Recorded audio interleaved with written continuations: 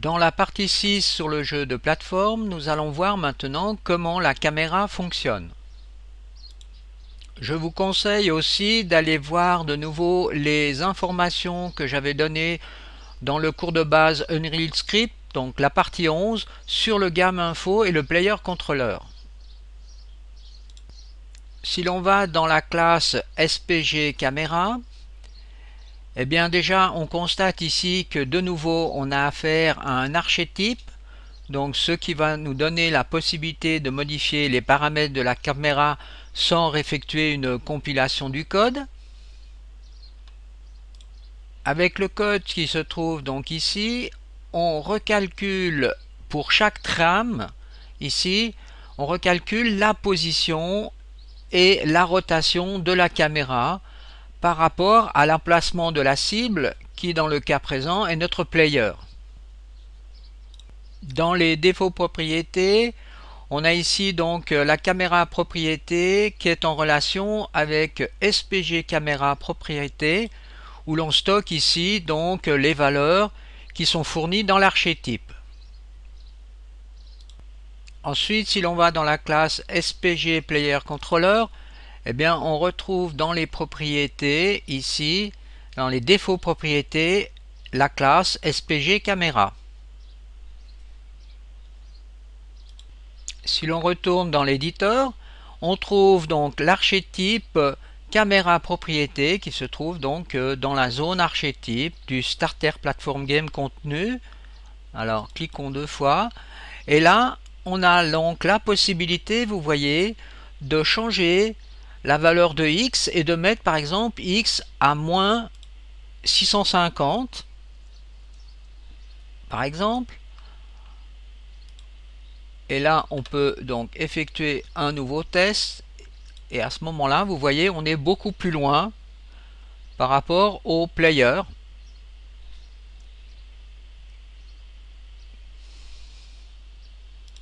Ici on fait un test avec moins 200, donc là la caméra est très près du joueur. On peut aussi monter, changer la valeur ici, on va mettre 150.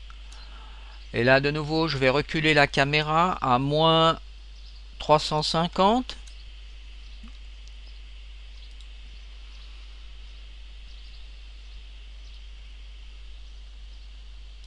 Donc pour la suite j'ai mis une distance de moins 650 et puis une hauteur cette fois-ci de 300.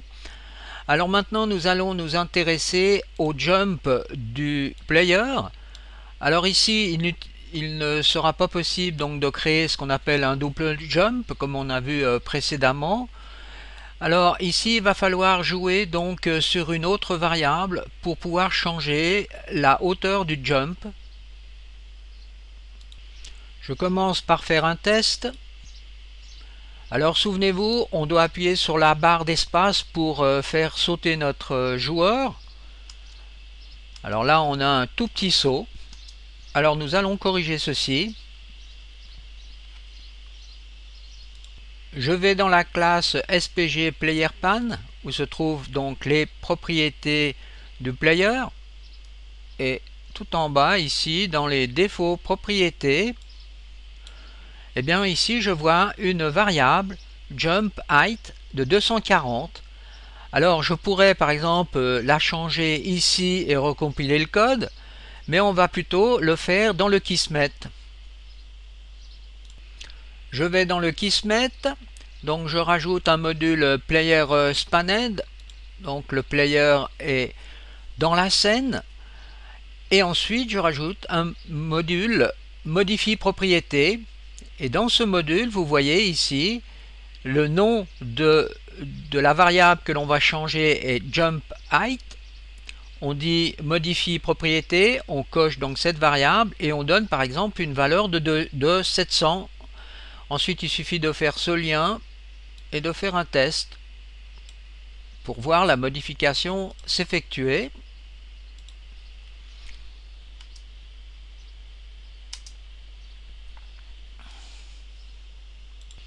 Je vais donc devoir modifier aussi la propriété à cet endroit. Donc je vais mettre ici 1200 de hauteur. Donc je peux maintenant garder donc toute la programmation qu'on avait fait précédemment, qui va toujours fonctionner correctement.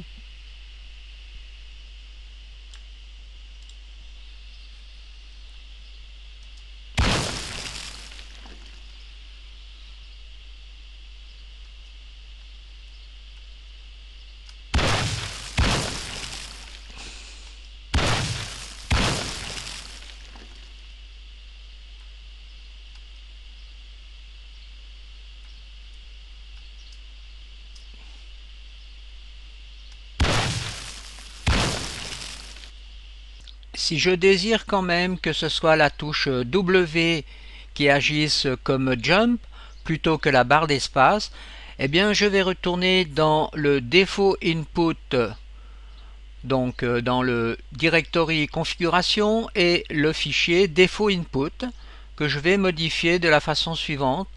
Alors attention, faites toujours un backup de ce fichier pour le réutiliser par la suite. Je vais donc dans les primaires défauts et les deux lignes de code qui se trouvent ici, je leur mets un point virgule devant pour les rendre inactives. Donc c'est la barre d'espace qui commande le jump et la touche W qui commence le GBA Mover Forward. Ensuite, je crée une nouvelle ligne de code et je modifie ici, je mets que la lettre W commande cette fois-ci le GBA Jump. Je n'oublie pas donc de sauver mon travail. Et ensuite, je dois donc fermer l'éditeur et le rouvrir pour que ces modifications soient prises en compte. J'ai ensuite rajouté dans la map un pont qui sera commandé lorsque le player touchera donc l'émetteur de particules grâce à ce trigger volume qui se trouve ici.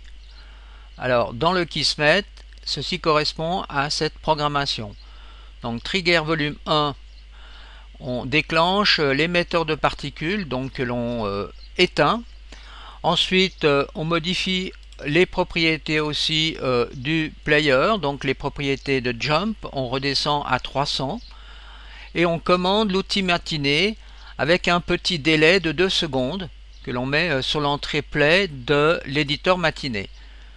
Et l'éditeur matinée, eh bien, comme d'habitude, va donc agir sur le pont et faire descendre le pont. Cette fois-ci, la touche W nous permet de faire le jump.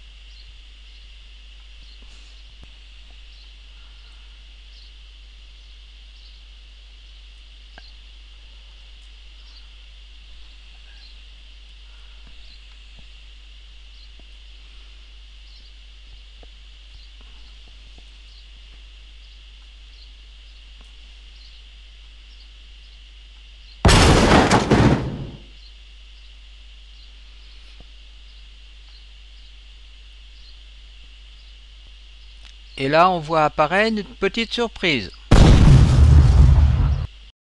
Donc, ceci sera la fin de cette partie. Et nous verrons dans la prochaine partie comment l'on peut rajouter un ennemi dans la map.